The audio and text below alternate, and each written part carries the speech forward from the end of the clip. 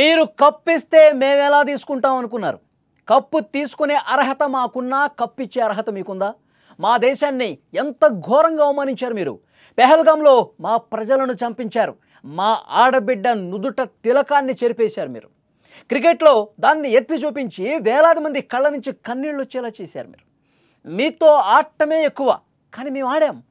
కానీ ఏ రోజు కూడా చెయ్యి కలపలా. అలా కలిపితే మాకే పాపం అనుకున్నాం. ఆటలో గెలవలేని మీరు ఎన్నో విధాలుగా మమ్మల్ని రెచ్చగొట్టే ప్రయత్నం చేశారు, కానీ మేము కుంగిపోలా. మా జాతీయ జెండా పొగరు మీకు చూపించాం. వీఆర్ ఇండియన్స్ అని గర్వంగా నిలబడ్డాం. మీ చేష్టలకు మా ఆటతోనే సమాధానం చెప్పాం. అలాంటి మాకు మీ చేతులతో కప్పిస్తే అందుకుంటామా? అసలు ఎలా అనుకున్నారు? ఎలా ఊహించారు మీరు? మా ఆపరేషన్ సింధూర్ని అవమానించినటువంటి పాకిస్తాన్ క్రికెట్ బోర్డు చైర్మన్గా, ఆ దేశానికి మంత్రిగా ఉన్న మోసిన్ నఖ్వీ, నీకే చెప్తున్నాం ఇది. నువ్వు కప్పిస్తే మేము తీసుకుంటామని ఎలా ఎక్స్పెక్ట్ చేసావు? మేము కప్పు తీసుకోమని తెలిసిన సూటు బూటు వేసుకొని బాగా తయారై వచ్చావు. కప్పు అందించడానికి రెడీ అయినటువంటి నువ్వు ఒక పెద్ద మనిషివి, కొద్దిగైనా సిగ్గుండాలి కదా. ఇప్పుడేమైందో చూసావా? సిగ్గుతో వచ్చి అదే సిగ్గు లేకుండా దారిని వెళ్ళిపోయావుగా. వచ్చిన దారి నుంచి అలాగే పలాయనం చిత్తగించావుగా. కప్పు లేకుండా ఇండియా ఎంత గర్వంగా సంబరాలు చేసుకుంటుందో చూడు. మాకు కప్పు లేకపోయినా పర్వాలేదు, ఛాంపియన్స్ని ప్రజలు గుర్తుపెట్టుకుంటారు. ఈ గెలుపు జాతికి అంకితం అంటూ కప్పు నీ చేతి నుంచి తీసుకోకుండా సంబరాలు చేసుకుంటా ఉన్నాం.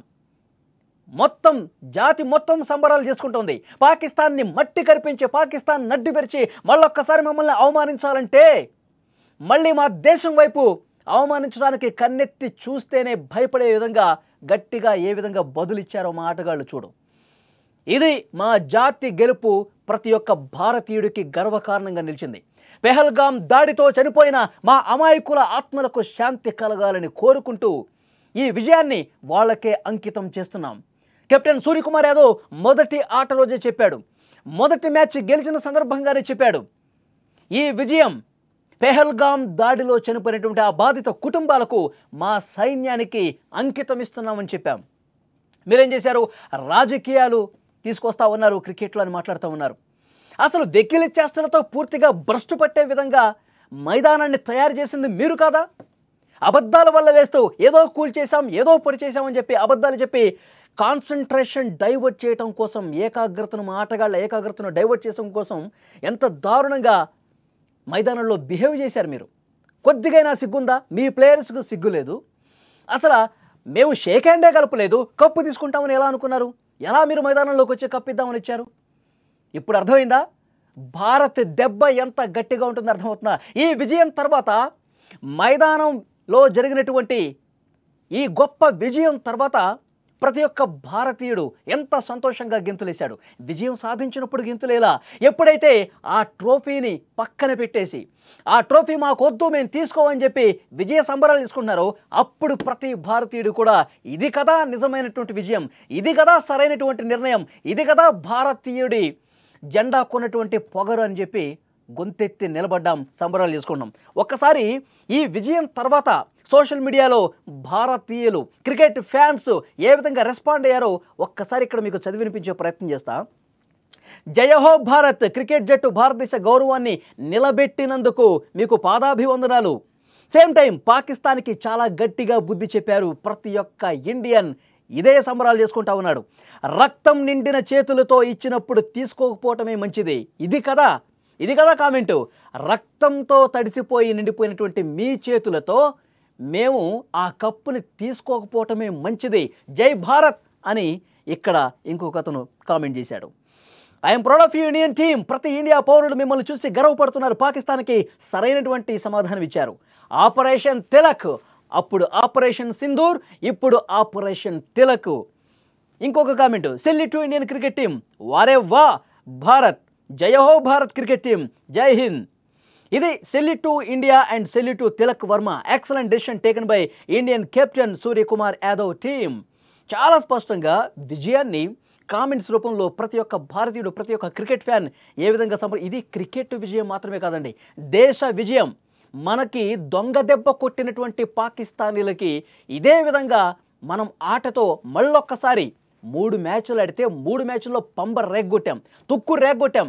ప్రతి ఒక్క పాకిస్తాన్ ఇప్పుడు ఆవేదనతో ఉన్నాడు. పాకిస్తాన్ క్రికెట్ టీం ఫ్యాన్స్ ఎవరైతే ఉన్నారో ఆ దేశంలో ఉన్న వాళ్ళే పాకిస్తాన్ టీంని పచ్చిబూతులు తిడుతున్నటువంటి పరిస్థితి ఉంది.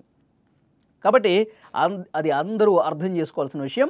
భారత్ పైన టెర్రరిజం చేస్తున్న వాళ్ళు దొంగల్లా వచ్చి అమాయక ప్రజల్ని చంపుతున్నారు. ఇది గుర్తుపెట్టుకోవాలి.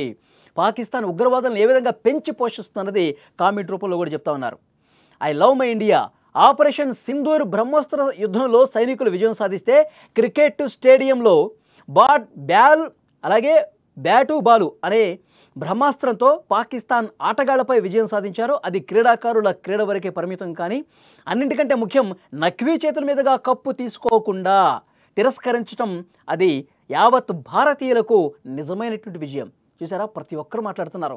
అతని చేతి నుంచి కప్పు తీసుకోకపోవటం 100% కరెక్ట్, సరిగ్గా చేశారంటూ ప్రతి ఒక్కరూ కూడా చాలా గర్వంగా కామెంట్లు పెడుతున్నటువంటి పరిస్థితి. కప్పు గెలిచి ఇండియన్స్ ఇచ్చిన గిఫ్ట్ కంటే ట్రోఫీ తిరస్కరణ, ప్రతి కామెంట్లో ట్రోఫీ తిరస్కరణ అనేది బాగా మెన్షన్ చేస్తున్నారు. ఇది కదా మనం చేసింది కరెక్టు. ఆ రోజు షేక్ హ్యాండ్ ఇవ్వలేదు, అది కరెక్టు. ఇప్పుడు ట్రోఫీ తిరస్కరించాం, ఇది కరెక్టు. సో ప్రతి ఒక్కరు కూడా అర్థమైపోయింది. ఇక్కడ చాలా స్పష్టంగా చెప్తూ ఉన్నారు కామెంట్స్లో, we are proud of our Indian cricket team, that is my India, జై హింద్, జై Bharat, super decision, goose bumps వస్తున్నాయి. మీరు చెప్పే విధానం చూస్తుంటే జయహో మేరా భారత్. ఇది ప్రతి ఒక్కరు కూడా లైవ్లో కామెంట్స్ చేస్తూ ఉన్నారు. సూపర్ అంటూ మెన్షన్ చేస్తూ ఉన్నారు. దీని వెనకాల మొత్తం కూడా పాకిస్తాన్ కుట్రలను ఛేదించి మనమందరం కూడా గట్టిగా నిలబడాల్సినటువంటి అవసరం ఉంది. ఆపరేషన్ సింధూరు ఎంత గొప్ప విజయమో ఇప్పుడు కూడా అంతే గొప్ప విజయం. జయహో భారత్, జయహో తిలక్ వర్మ అంటూ తిలక్ వర్మని పొగుడుతున్నటువంటి దృశ్యం ఇక్కడ కామెంట్ కనిపిస్తోంది. కంగ్రాచులేషన్స్, మేరా భారత్ మహాన్. అది అంటే ప్రతి ఒక్క భారతీయుడు గుండె చూసారా సంతోషంతో ఎంత ఉప్పొంగిపోతుందో. పాకిస్తాన్కి ఎంత గట్టిగా సమాధానం చెప్పాలో అంతే గట్టిగా మనం సమాధానం చెప్పాం.